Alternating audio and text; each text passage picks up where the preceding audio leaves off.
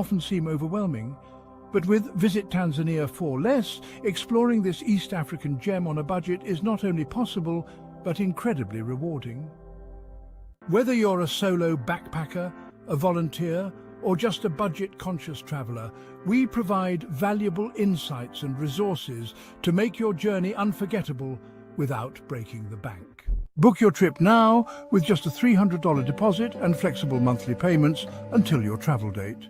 For more travel inspiration and tips, follow us on Instagram or visit us at visittanzaniaforless.com. Visit Tanzania for Less, your dream adventure within reach.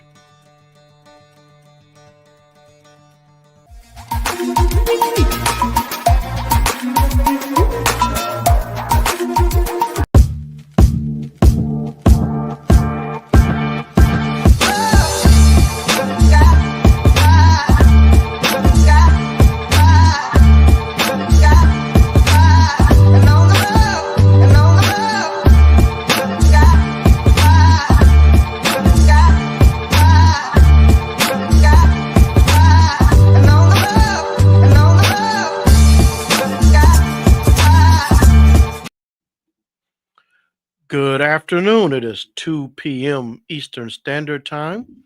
What do we do on Fridays at this time? Well, we tune into Community Focus. If you normally tune into our program, and many of you do, usually there's my brother Gregory T. Roberts here hosting the show, and I assist him as best I can. Well, Brother Gregory T is still recuperating. I need you guys to send out your best thoughts and prayers to my brother as he's healing. We need him back here in the studio. In the meantime, they are allowing me to steer the ship around here, and so far, we're keeping it from running aground. So we're here with another show this Friday. How do we begin? Well, let's start off. You probably want to know that, well, maybe you don't want to know the weather. Okay. I'm going to give it to you anyway. Today, which low 29, high of 52. This might be our warmest day for a while. Saturday, 50% chance of rain, low 36, high of 48. Sunday, it will be sunny, a low of 29 degrees, high of 42. Monday, I see a 40% chance of, yes, that is a snowflake, low 25, high 35. Tuesday, a low of 24, high of 33. Wednesday, low of 27, high of 41. And then as we round out the week on Thursday, low of 34, high of 53. So spring is fighting, trying to get here in an earnest way, but we're not quite there yet. A new feature we've added to our program, if you've been listening, top 5 news stories of the week. These may not be your top 5, but maybe they get you to think. Let's start off local. Terrible tornadoes, thunderstorms swept through the area. We missed a little bit over here in Muskegon, but did you suffer any damage? We saw a number of tornadoes touch down in our West Michigan area. Number 2, how about those tariffs that went into effect? Have you started to think about what's going to cost you? At the grocery store, your cars, appliances. We should start to feel those effects pretty soon. Number 3, just because I like sports and the deviation from everyday life stuff, are tornado bats. Spring training kicked off. I mean, not spring training. Baseball season kicked off last week. The Yankees are tearing things up, knocking balls out of the ballpark. Have you followed the story about the torpedo bats? Maybe if I get me one, I can still get a shot at the majors. Number 4, thought about this morning. Celebrity deaths. Dr. Ruth Westheimer, if you remember her days, made famous from the David Letterman show, but she taught us about sex and other matters in a very humorous way. Richard Simmons, remember Richard Simmons and his short shorts? And also this week, we had the death of Val Kilmer. You may remember his Batman from a few decades ago, or you may remember his iconic role as Tom Iceman Kazansky from the movie Top Gun. So a few notable celebrity deaths this past week. And as we round out the top 4, let's go back to sports. Final Four weekend, men and women's college basketball. I don't know if you heard, strange thing, all top four seeds in the men's bracket made it to the final four. Rarely happens. So, did your bracket get busted? Who you predicting to win? Women's college final four are UConn and University of South Carolina headed for on a collision course. Could be two of the top programs in the country. Could meet up in the finals, I believe, on Monday night. That, ladies and gentlemen, is our top 5 news stories of the week. Now, on to today's show. I want to welcome to the microphone. He is not new to the show. He's true to the show. One of my favorite guests and favorite people. Would you join me in welcoming? We call him the Professor, David Taki Taki. Hello, hello. Professor, how are you? I am well. I am well. How about you, sir? I'm good. It's always good to see you, sir. Always good to be seen. Always good to be back on the airwaves with you. And I will join you in sending lots of love and healing and recovery to our good friend, Brother Greg. Yes, yes, sir. Shortly, we need his voice and his wisdom. Yeah. Now, we should tell folks we don't call you the Professor just because it's a real cool nickname. For folks that don't know, would you give folks a little background on yourself? Absolutely. So I am a professor of political science at Ferris State University, where I also supervise the political engagement project and serve on the academic senate. I have taught political science at Muskegon Community College since about 2007. Originally from Grand Haven, spent a lot of time in Muskegon. Some of you folks may have encountered me back in my bouncer days at the nightclubs there in Muskegon broadly. But yeah, no, I transitioned out of that particular life and went into a very different line of work, and have been in academia ever since. Did you bust a few heads back in the day? I tried not to. I was much more the gentle giant. I checked a lot of IDs and tried to make sure everybody got home safe. But you know, when things popped off, you got to make sure that nobody gets too badly hurt. So, okay. absolutely. Well, well, for our listeners, we're going to leave the past behind, but you are a professor of political science, and gee, been a lot in the news lately, huh? There has been. Yeah. We have been living in some very unprecedented times for the American political environment.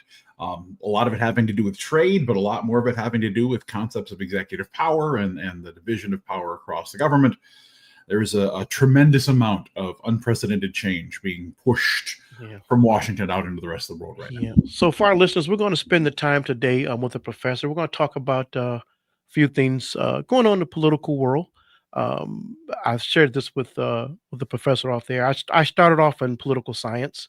After my sophomore year, I switched over to public administration, so sort of quasi-political science. And I don't always get in these conversations with people, but you are one of my favorite people to discuss things with, and because we've covered election territory together. So, folks, if you have some questions out there, you can get some top-notch political analytical advice, political history from one of the most knowledgeable people I know. So let's jump in. Big in the news, April 2nd, our president called it Liberation Day. Let's start off. What is a tariff? So a tariff is a import tax that is levied on goods that are brought into the United States from other countries. And the way it works is this. Let's say I am an importer and I am importing backpacks, right? I import custom leather backpacks. I import them from China. I import them from Europe. Import them from all over the world. If that backpack costs me $10 when I am buying it from the manufacturer in China, and there's no tariff on it, right? Yes. All I'm paying is that $10 fee, comes into the United States, and then I can turn around and sell it for whatever I can get for it on the free market. If there is a tariff on that backpack, let's call it a 25% tariff. Yes. And what happens is I pay my $10 to the Chinese firm that is making that backpack, but then I also pay $2.50 to the U.S. government in the form of the tariff.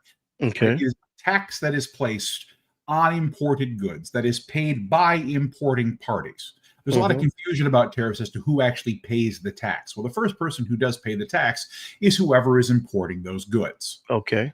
The issue, of course, comes that those taxes are almost certainly passed on to the consumer in the form of increased prices. So Mhm. again, under a free trade scenario, maybe I import that backpack for $10, I sell it for $20. I make $10, there's no tariff. With a Mhm. tariff in place, I import the backpack for $10. I give $2.50 to the US government because I imported the backpack.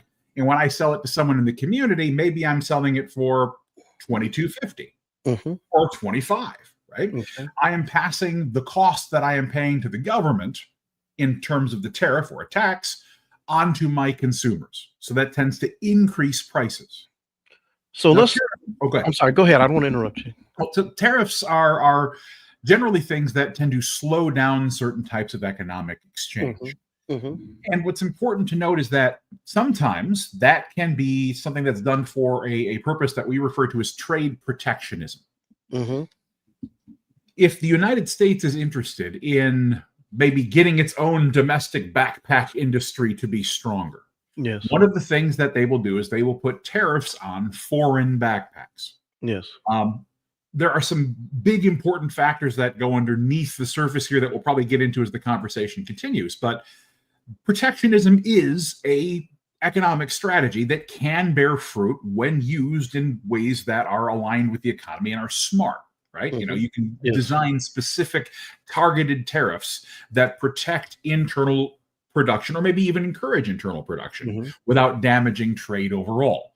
So, Okay. as we talk about tariffs and protectionism, it's important to know that this is really one of many tools that exist within the policy toolbox for political leaders and economists to try to get the best sort of trade scenario possible for the United States. We don't want the prices to go up for consumers on things because then that hits, folks like you and me right in the pocketbook. Mhm. But we also don't want to see areas where American businesses can't be competitive or can't enter important markets because they're dominated by foreign goods. Okay. So the assumption is, if we're thinking it as objectively and clearly, Mhm. when I charge this tariff, the cost of that imported goods is going to go up, Mhm. and you then will choose a domestically produced backpack. Right. If That's we're talking about the backpack again, yes. yes. Maybe there are two backpacks, and I'm kind of back and forth between the two of them, right? One's made of cool material, the other one has a couple of cool pockets, and they're $20 a piece. Well, the tariff would increase the price of the imported backpack to like $22.50, and maybe that means that I choose the American backpack Yes. because it's now at a better price point. And so the That is assumption ideally the way it works. so the Um, assumption is, one, that item is available domestically, Correct. and two, that it's available at a lesser price or at least an equal price. Correct. And those Okay. are big assumptions that may not be accurate. Okay. That's really important, right? Okay. If there are comparable domestic goods or the tariffs are durable enough, they've been around long enough, they're going to be around long enough that people start producing comparable domestic goods, then it can have the desired effect of kind of onshoring that economic activity and keeping those dollars spent within the American system. Now, it does still increase prices. Yes. So if I'm the one I got to buy 5 of these backpacks for my 5 kids because it's back to school time, right? That's Mhm. money that I'm not spending elsewhere because I'm paying the increased prices for the backpack. So Okay. it can lead to a phenomenon we call deadweight loss in the Okay. political and economic world, in which, yes, okay, maybe you're beginning to sponsor some domestic growth in industry, but you are also potentially hampering total aggregate economic activity because price increases mean that I'm not taking that extra $2.50 and buying more pencils, or I'm not buying the kids a Happy Meal on the way home, or whatever it is that money would have gone to, but it is now being diverted off to these tariff costs through taxation. So a thought occurs to me as you say this. Um, this backpack cost me $20, Mm-hmm. and I've been choosing it because it's been imported and Yep. it's cheaper. So now you slap this tariff on it. This backpack cost me 25. Mm-hmm. That doesn't necessarily mean I'm paying. I chose this backpack before because it was a lower cost. Right. So that doesn't mean I'm going to choose a less expensive backpack because I didn't choose it before because it wasn't the least expensive. I'm just Right. choosing now because it's less expensive than the Mhm. increased cost. Right. Yes, it may be that you choose a different backpack. It may be that you continue buying this backpack because it has the features you like or you've gotten Yes. used to it. Uh-huh. It also may be that you just don't buy a backpack this year, Okay. right? Okay. You Yes. get priced out of the market temporarily. You're like, Yeah. I don't have the extra scratch for that. I'll let this other old backpack get me through another year. Okay. Right. Yeah. And maybe that's the way that decision boils out. And what I want to make sure we're doing before we really kind of get into the criticisms of trade policy is to demonstrate for the listeners, like, there are ways in which this can work. And Yeah. a lot of times what you see are countries that engage in what we call targeted tariffs. So, for instance, the United States of America has some really high tariffs on some very specific goods. Okay. We put a lot of tariffs on things like foreign tobacco, Okay. foreign alcohol, right? Mhm. Why? Because there's a strong American whiskey industry, there's a strong American tobacco industry. Yes. And we don't want low-priced foreign tobacco and alcohol coming in here and essentially pricing our stuff out of the market. So we levy heavy tariffs on those goods. Okay. Sometimes you'll get, and this is important for folks who kind of, are maybe just seeing some of this stuff on social media, there are also things we refer to as quota tariffs. Okay. And that's where we import a certain amount of a good Mhm. without any major tariffs on it, right? Okay. So I think the one of the most famous one is Irish butter products, right? Oh, If you've okay. ever put Kerrygold on a piece of sourdough toast, it's a good butter, right? Okay. But we put a limit so that the first so many thousand pounds a month of that imported Irish butter product can come in with a very low tariff. But once you reach a certain amount of total goods imported, that tariff jumps from almost zero to like 250%. Okay. And what that does is that prevents huge amounts of that particular good from coming in and kind of taking over the American market. It's okay if it's here selectively. It's okay if, you have it for a special occasion, but they want you buying, Land O'Lakes and the American domestic products, right, for your general use. And if it's okay that this stuff is out here, but we just don't want it taking over the whole market. When you see a lot of the numbers that have been circulated about places like Canada putting 300% tariffs on things, most of the time, those are quota tariffs. Those are tariffs that are either on very specific goods, or they're tariffs that are only triggered after a certain amount of goods have been imported. Okay. And that's really critical because there's been a lot of misrepresentation over what tariffs actually have existed over time. Okay. And that has been critical into misunderstanding just how dramatic the tariffs that are being imposed right now are. Okay. And for the readers, or in this case the listeners, to really understand, we use a term in political science and in comparative economics that's called an effective tariff rate. Okay. And so what you do is you take the value of all the goods and services that are being potentially imported or exported, and you figure out, like, across all of these goods, what is the average tariff rate? Now, if you've got a 250% tariff on your tobacco, then that's a lot. But if you've got a 0% tariff on something like corn or soybeans that are going out, right? Then the aggregate total for that is going to be relatively low because there's not a lot of tobacco that's moving, right? So we look at it across the board. And America, the United States of America, does have, until today or until the last week or two, one of the lowest average effective tariff rates in the world. Our average tariff rate has run between 2.2 and 2.7% in recent years. In 2016, it was as low as 1.5%. Oh. And that is due to a strategy, essentially a free trade approach. We want low costs for importers and exporters because that tends to increase choices for American consumers and reduce prices for American consumers, right? So that has been our emphasis. The rest of the world doesn't quite meet those numbers, but it's not a massive difference. Across the developed world, OECD countries, the average was not the 2.2 or 2.7% that we have. It was like 3.1 or 3.5%. Okay. Right? So yes, is it more? Yes, it is, but it's about 1% more. Okay. As you get into some of the more developing countries, you tend to encounter higher tariffs because they're trying to get their industry off the ground, right? Yes. If you've got a t-shirt factory in a Southeast Asian country or an African country, it can be really hard to compete with, Nike because they don't have the supply chain, they don't have the scale. And so Right. they might do something like they might put a high tariff on foreign textiles, because then the money buying clothing in their country stays in their country.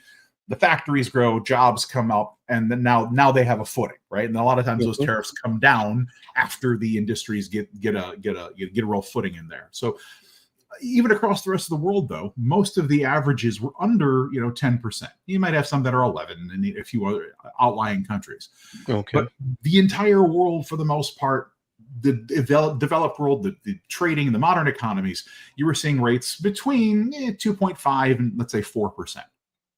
Okay. So we were not that far out of step. We had less tariffs than most other countries, almost all, but most other countries were right there with us, Okay. relatively close by. Okay.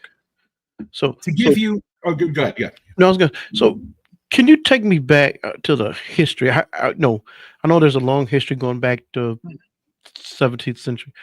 Where have tariffs been, let's say, successful, and we consider successful tariffs in our country? So there's two different questions you're asking. I want to deal with them one at a time, Okay. because there's broad tariffs and there's narrow tariffs, Okay. right? If you want to talk about like the tobacco tariffs, they've been successful pretty much the Yeah. whole time. They have Yeah. allowed for the American tobacco industry to be the dominant crop that's circulated Sure. in the United States, Okay. and they've preserved that industry against foreign competition. That's a Yeah. very specific tariff, right? Yeah. Broad tariffs, where you are imposing significant tariffs that are out of step with most countries' trade policies on nations around the world, really been tried twice. Massive failures both times. Okay. Approximately the 1820s and again approximately the 1920s. The most famous being the Smoot-Hawley Tariff Act that took place in 1929 and really kind of presaged some of the worst parts of the Great Depression. Mhm. Both of the times we saw massive tariff rates imposed broadly, it has tanked to the American economy. Okay. And that's one of the reasons why we're seeing the stock market reaction that we've seen in the last 2 days, is because that is the belief that we're likely headed in that direction again. Okay. And just so that everybody understands just how extreme a measure this is, since the end of World War II, the American adjusted effective tariff rate has been under 10%. For most of the last 75 years, it's been under 5%. Again, prior to 2016, it was at 1.5%. Okay. With the tariffs that have come into effect over the past 2 months and the tariffs that were announced in April 2nd, the effective rate for American tariffs is not 2.2%. It's 22.2%. Wow. This is big a 10 times multiplier on the tariffs being assessed on all goods that are being potentially imported into the United States. Wow. That is a massive shift in our global supply chain, a massive shift in our economic positioning. And as we saw just today, other countries are not capitulating to this trade policy. They Mhm. are enacting tariffs that match the ones we have just enacted. We just saw a matching 34% increase on goods from the United States being imported into China. They matched our increase in tariffs there. Mhm. And that's actually really problematic for a lot of reasons. Yeah. We Yeah. can get into those, and we should, but I Okay. want to make sure people understand that this is way out of step with any kind of policy that's been done in the United States in the last 75, 80 years, and massively out of step with pretty much all of our allies and the rest of the developed world. Okay. So the goal of businesses we heard for the last 2 decades, Mhm. expand our market. So get Yes. into China, get into India, get Yeah. into Africa, where we can get to these new markets and Mhm. grow business. So let's I don't want to. Well, we'll go it as we go. But so the other side of this tariff is when we implement these tariffs, there's a reaction from other countries. Mhm. Yes. And whereas me as a consumer, I might, I'm paying for the cost of those goods. For global businesses, which many are, there's another side of this tariff that they're experiencing. I might not necessarily immediate feel as a consumer. Yeah, you might not feel it as a consumer, but you might feel it as an employee, Okay. right? So Yes. as China is China puts on a 34% tariff on American goods being imported to China. It's worth noting that while we import more from China than we send to China, we send like $144 billion worth of goods to China every year. Okay. Right? With a B, billion. It's not a small export market for the United States.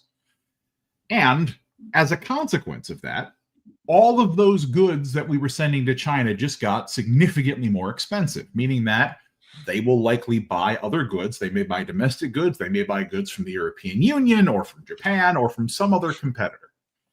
And that's going to damage American businesses that were producing goods and sending them abroad, which is going to impact those businesses' bottom lines, which could lead to things like layoffs here in the United States, where people could suffer job loss or salary reductions or displacement because the business that was formerly exporting goods has been affected. Same thing is true for, especially in the state of Michigan. We are one of the states that has the most economic interchange with Canada, as almost any other state in the Union. Everything from energy prices to immediate goods to imports and exports relevant to our auto industry is going to be affected by these massive shifts. And so you could see, Michigan employers who are having a harder time. We will see Michigan energy prices. I think there's 1.5 million consumers in the state of Michigan who get their energy that we are purchasing it from Canada. Now, that energy price is going to go up. That means that people's power bills are going to go up if they're in those affected areas. So, even if you are not yourself selling to Canada or selling to China, these economic downstream impacts will hit a broad section of the American economy. The other thing I want to point out is that when you see trade wars like this, one of the long-term effects that can happen is that you can see industries that didn't exist elsewhere grow elsewhere. Now, we're counting on that here at home, right? We're counting on the idea that if there's a demand for American-made goods, that we're going to start making stuff here. If we aren't making those backpacks here, maybe we'll start making those backpacks here. If we're not making the electronic goods, right? There was a big thing about the Nintendo Switch 2, right? And suddenly the price of it jumped because these tariffs would be applied to it. Well, we don't make those little handheld consoles here in the United States, but we might start doing so. Right? In order to kind of avoid some of this. Yes. The problem is everybody else is doing the same thing. One of the famous examples from the last trade wars was the idea of cranberries. Cranberries are a hard agricultural product to grow. They grow in bogs. It requires some specific skill and some specific kind of processes to successfully harvest them. And you don't just walk into your backyard and plant a cranberry bog, right? It takes a while to develop in order to redeem this price. So the United States of America had like 90% of the world's cranberry market. But once we started seeing the agricultural tariffs that came about as a result of the 2017 trade war, big producers or big consumers of cranberries like China started looking at the math going, well, it was never effective for us in the past to make our own cranberries. But now maybe it is. And once they dig up the earth and they plant those bogs, they're in the game. They're a competitor, right? Once the tariffs change or the trade war ends, they don't just tear up the bogs and go back to buying all American goods again. Now they're a competitor for cranberries. And if they're a competitor for cranberries, and if they have a centralized economy that allows them to scale that massively, and if they can pay their workers a fraction of what American workers make, suddenly they're a dangerous competitor for cranberries.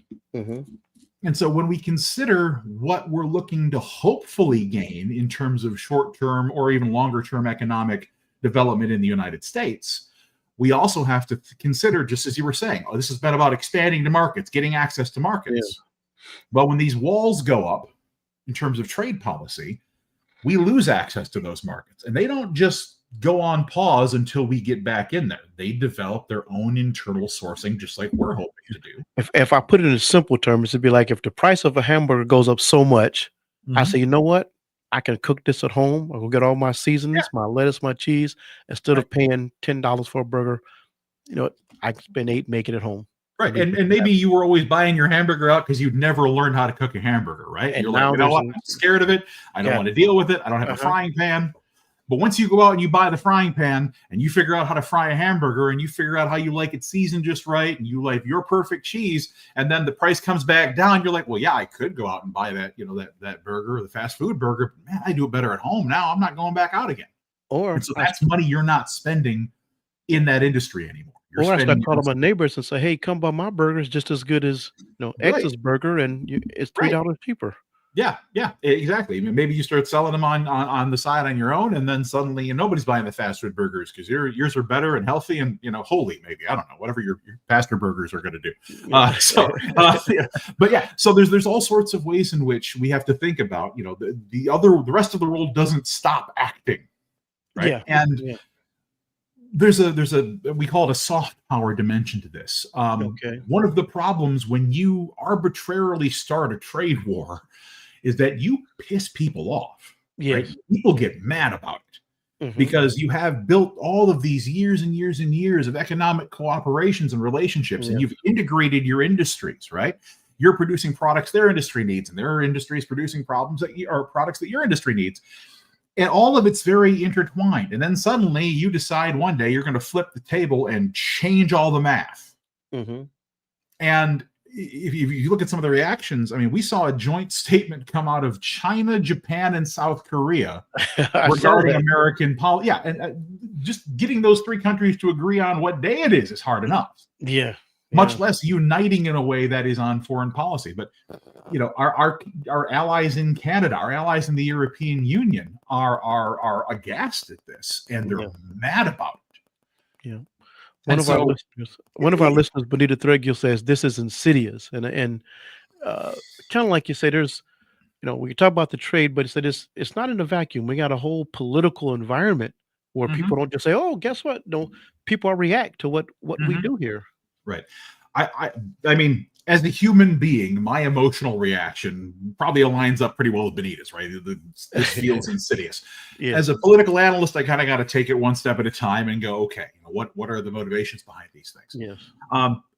Protectionism is a potential strategy, right? We can't pretend like that isn't going to happen. Yeah. And also, like, even as my critical eye, like, there's a very, very narrow path here by which this could turn out well for the United States after a great deal of short-term suffering.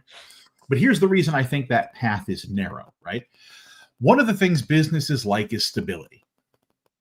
Yes. Right? They want to know what's coming. They want to know what's here. They want to be able to make their plans long-term. So let's say we're putting these massive import taxes on steel, right? Steel and aluminum. Yes. Now, one of the things you might say is, okay, does this mean we kind of kick the American steel industry back up? Yeah, maybe, right? So if I'm U.S. Steel and I'm going, okay, there's all these really strong tariffs, maybe I can start, building up steel plants and stuff.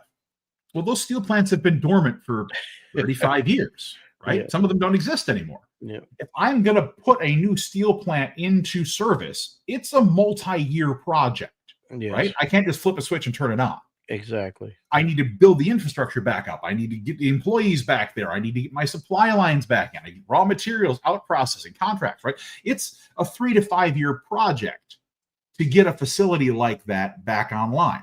It's also going to cost me millions, if not billions of dollars to put that plant back into operation. And if I know that over the course of the next 25 years, I'm going to make that money back and more. Maybe as a business person, that makes sense. Like, okay, yeah, I'll kick off the plant. That's going to go. But that presumes that these policies are going to be in place for 30 years. Sure. They don't know that. Right. These policies might not be in place for 30 days because we've seen this administration on at least 2 occasions impose a tariff and then back off on it again. Yeah. And if you don't get that kind of domestic investment, what you end up with is just a really crippling tax that doesn't produce any of the supposed benefits of protectionism. It just hurts businesses and it hurts consumers. So we would need to see that kind of stability. And if I'm a business owner who's got, maybe $1 billion on the line, am I going to kind of batten down the hatches, just kind of try to weather the storm and not make any worse mistakes? Or am I going to put billions of dollars on the line in order to compete in an industry that is only made competitive by these policies and for which I could take a complete bath if these policies change again, Yeah. because they have changed several times already. Yeah. So we know politics and economics, they're cousins, they're first cousins. Mhm. When we look at this administration, uh, a lot of times I look at, well, who's advising, what model are they looking at? What's the goal? Are they looking at something that other countries done, or is it some major political philosophies behind this whole imposition of tariffs? Do Mhm. you see those issues? Do you know who are the main architects behind this? And do you know if there's a model they're looking at when they this Mhm. thing that pushes tariffs? We see that. So I as far as you know, Yeah, it's hard to say. This feels more political and cultural than it is economic policy, right? In many ways, this is about condemning the other, condemning the world broadly, trying to focus our ideas and our attentions domestically, even if the actual impact is harmful.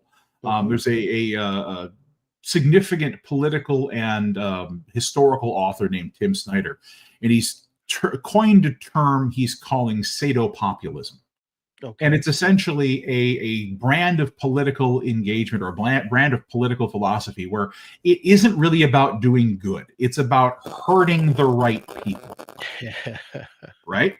Yeah. And that is a pretty good descriptive term for some of these things. And one of the reasons why it's hard to kind of pin this into an economic theory is that as the administration has rolled out some of these measures, they've rolled them out under what are nakedly false pretenses. One of the things that happened on April 2nd was the president came out and he showed this big chart. Now, this chart was a list of countries, Yes. and next to the countries was a column that was labeled tariffs charged to the USA, including currency manipulation and trade barriers. Mhm. It showed like a percentage number. Yes. And then next to that was the tariff we were going to impose on that country. And the president made a big deal of saying, look, the tariffs we're imposing on the country are half of what the ones that they are imposing on us. Yes. And so it made it look like, oh, our response is actually responsible and it's Mhm. actually somewhat modest. We're only doing half to Yes. them what they're doing to us. Yes. The problem was that entire first column was a lie. And it's a demonstrable lie. That's the problem. Yes. Like, it's not even a sophisticated lie. Yeah. It has nothing to do with tariffs. It has nothing to do with currency manipulation. It has nothing to do with trade barriers. All they did was they took the total amount that was the trade deficit for the two countries, right? They took however much was being imported by the trade deficit. They took the amount that country imported us. They divided the two by themselves, and that became the percentage. And that's not at all accurate. It's 1,000 degrees away. I mean, they represented that as some kind of a tariff rate, but that's not what was going on at all. Right. Right. And anyone who's looking at it, if a student did that on a paper, I'd be like, you are deliberately misrepresenting this number to make your number look better. Yeah. Right. So And that's the problem, is that when we saw that chart, were Mhm. those the because I mean, I was trying to first I was thinking, you mean we couldn't get this on the screen? But when I saw that chart, were those the numbers, the actual tariffs that they were gonna impose? Was that the methodology for the tariffs? Yeah, that was what they presented. Now, they initially denied that was their math. Uh-huh. And then later on, they issued a statement that included a very sophisticated looking equation that supposedly justified the math. But anyone who has higher level math skills realized that equation was very quickly reduced to exactly the same calculation everyone was accusing them of using. Yeah. Right? This is exactly how they arrived at these numbers. Yeah. So it's not a reciprocal response. Yeah. It's not an accurate response. It was deliberately mispresented to inflate these numbers. Again, the global average tariff rate was for the industrialized countries was 2 or 3%, Mhm. and they're suggesting that even amongst some of our allies that it was in excess of 30%. They've misrepresented these quota tariffs or these very specific industry tariffs as somehow broad tariffs that apply to all goods. They're putting a 250% tariff on us. Why can't we put a 20% tariff on them? Well, because those 250% tariffs are in very exclusive industries. Some of them are only triggered after quotas, and half of them you negotiated in 2018.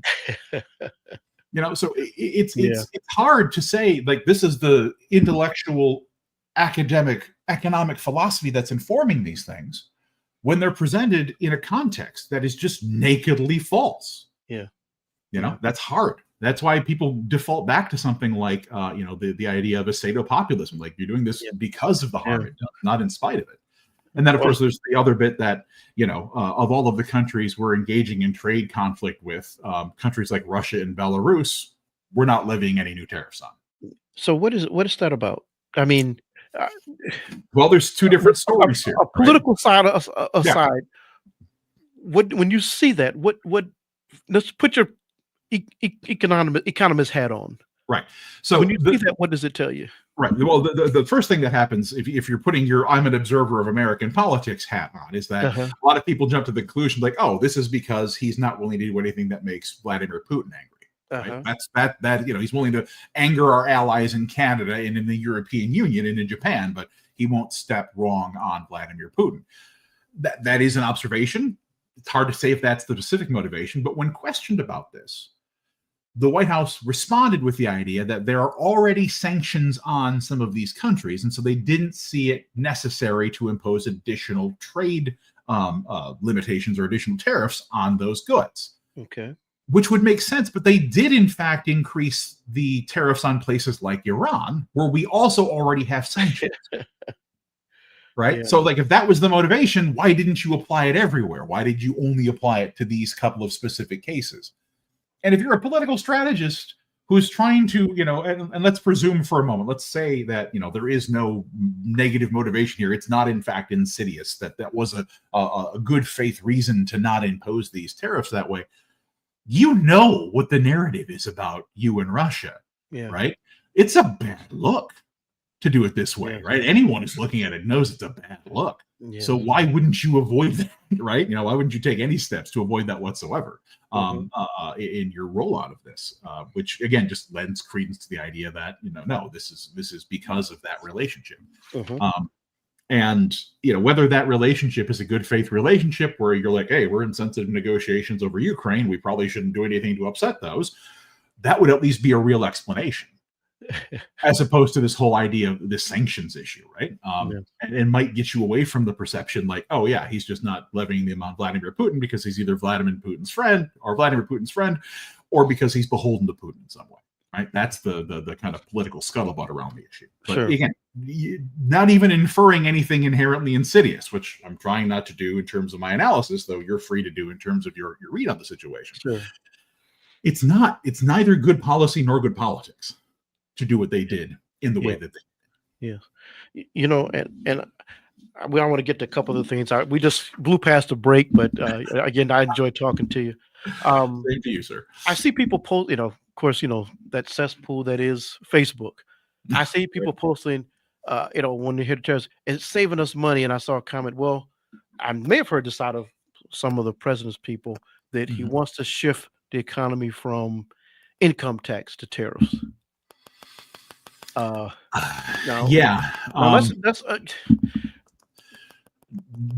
doesn't work short order, right? Because income tax is a significant degree of all federal elements, and it's something that tends to increase with economic activity, right? People make more, taxes come in more.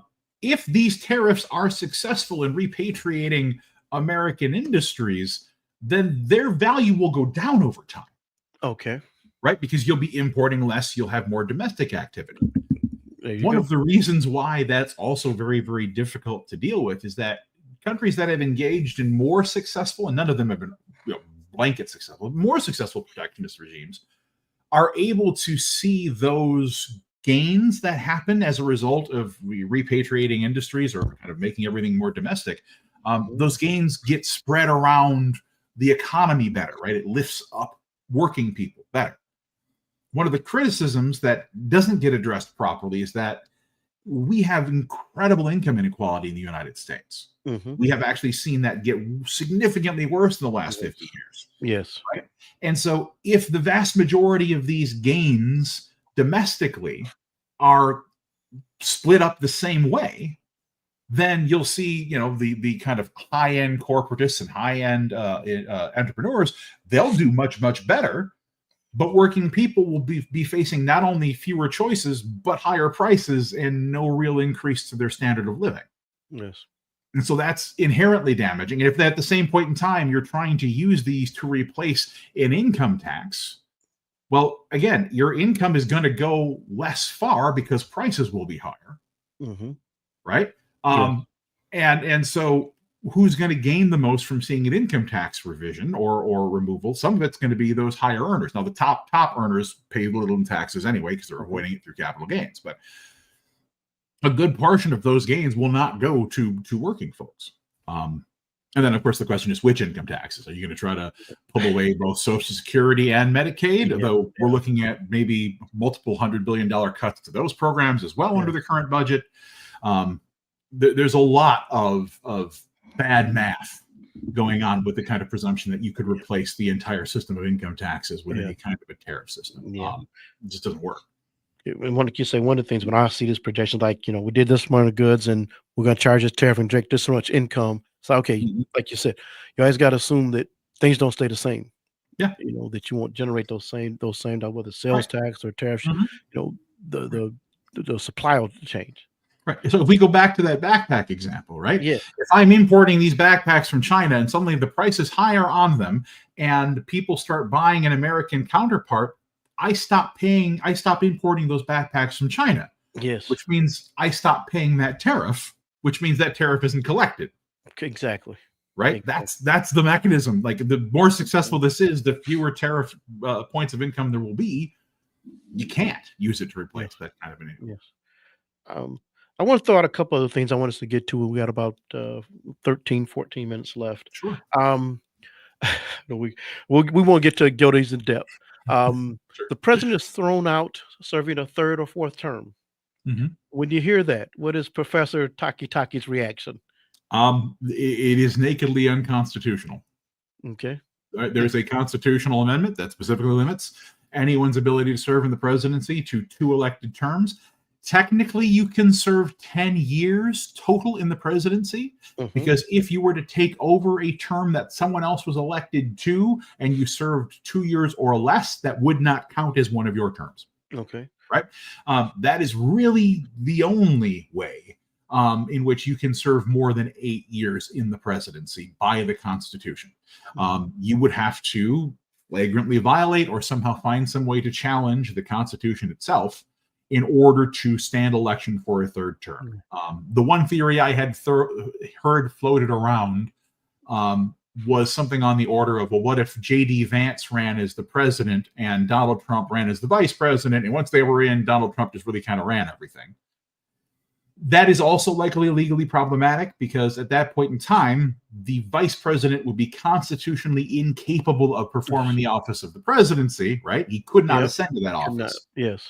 Which would likely prohibit his candidacy from moving forward to begin with. Sure.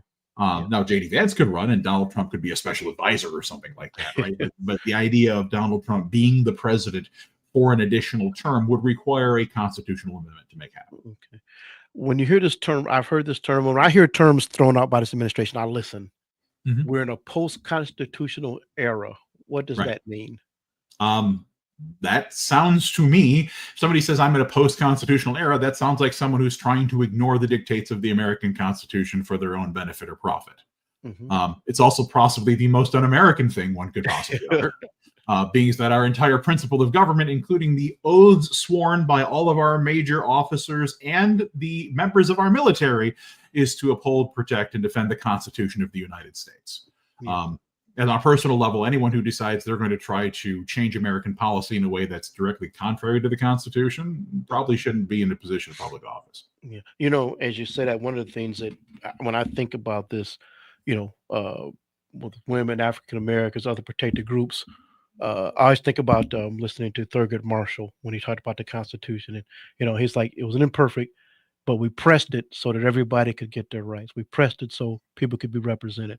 He went back to the Constitution and said, no, in this amendments, these are the rights you guarantee. You want to make sure everybody receives them. Now it just seems to kind of turn those ear and says, and we're saying some people have too much. Because people who, for the last 50 or 60 years, they've taken stuff from you. Yeah. Seems to be what the successful message that we're getting from in the political arena these days. Yeah. I think it's really important for folks to understand just how alarming and dangerous the idea of someone floating the idea we live in a post-constitutional era. You take the Constitution off the table, or you question its position as the founding document of the American system and the core document of the American system, everything's off the table, right? You form a state religion. You want to make it so that everybody legally has to be a Muslim. Well, if this Constitution's not there, that's on the table. Full rescission of Second Amendment rights, reimposition of slavery, stripping of rights based off of anything you want, right? All of the Constitution is the thing that enshrines and protects all of the systems and rights that allow for the American way of life to be. It's okay to have disagreements over, things in the Constitution, and we can look at interpreting those or proposing amendments. But anyone who's basically saying, yeah, we live in a post-constitutional era, is saying that the rules that we have all agreed to live by for the last couple hundred years, they don't want to apply to them. Yes. And unfortunately, we're seeing some evidence that those rules are proving to be cumbersome for folks. We're seeing situations where due process rights are being violated. Where folks are presuming that people who aren't citizens are somehow not subject to due process, despite the fact that those are constitutional guarantees and are equally about how the government operates as they are about any single individual's treatment by the government. This is deeply problematic. Yeah. Let me throw another one. Well, another area out there. Sure. It seems pretty obvious when it came to those deportations to Venezuela that the administration blatantly just ignored the judge's order. It's pretty clear. Yep. And from the testimony we've seen in the judge's quarters afterwards, yes, it appears the administration ignored the judge's order. Let's talk about the three branches of government. Well, the two, the legislature seems to be non-existent right now. We're capitulating. Right. But let's talk about the three branches of government and when they're in conflict, like we see with the executive and the judicial. Sure. So one of the things to remember about the branches of government is they are co-equal branches of government. Co-equal. Right? Meaning that none of them has more power than the other two.